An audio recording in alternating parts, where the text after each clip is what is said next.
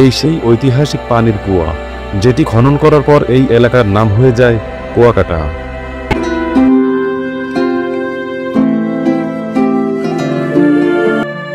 বাংলাদেশের সমুদ্রকন্যা কুয়াকাটা শুধু সূর্যোদয় আর সূর্যাস্ত দেখার জন্যই বিখ্যাত নয়, ধর্মীয় এবং সাংস্কৃতিক ঐতিহ্যের জন্য বিখ্যাত।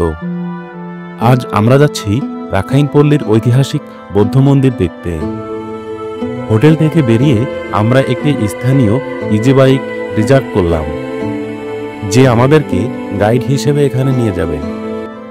প্রায় ৮ কিলোমিটার পথ পাড়ি দিয়ে আমরা অবশেষে সেই গন্তব্যে এসে পৌঁছালাম। ২০ টাকার টিকিট কেটে ভেতরে প্রবেশ করতেই চোখে পড়ে শান্ত এক পরিবেশ।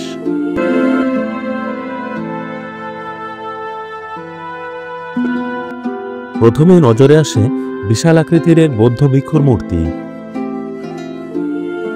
এই ভাস্কর্য বৌদ্ধ ধর্মের মূল শিক্ষা, ধ্যান, ত্যাগ আর শান্তির প্রতীক।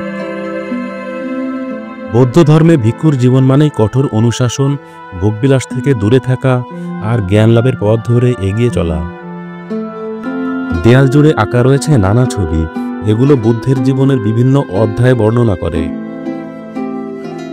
মূলত বৌদ্ধ ধর্ম অনুসারে সিদ্ধার্থ গৌতম রাজকীয় জীবন ছেড়ে সত্যের সন্ধানে বের হয়েছিলেন। দীর্ঘ সাধনার পর তিনি বোধিবৃক্ষের নিচে জ্ঞান লাভ করেন এবং হয়ে ওঠেন গৌতম বুদ্ধ। তারপর থেকে শুরু হয় শান্তি, দয়া আর সমতার বার্তা ছড়িয়ে দেওয়ার ইতিহাস। এবার আসি মন্দিরের আঙ্গিনায় থাকা এই প্রাচীন কুয়ার কথায়।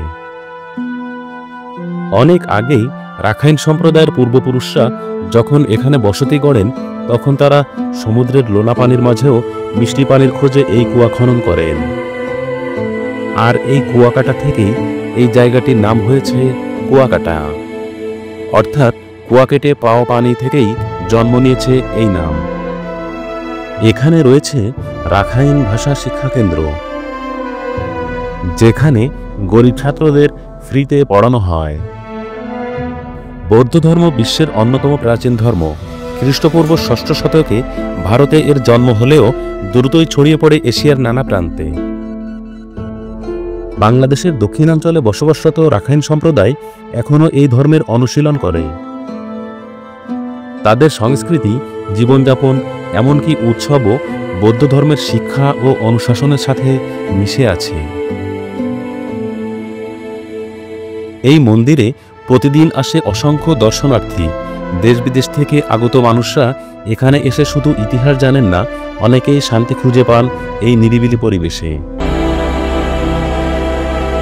কুয়াকাটার বৌদ্ধ মন্দির কেবল একটি ধর্মীয় স্থাপনা নয়, এটি বহুমাত্রিক ইতিহাসের জীবন্ত নিদর্শন।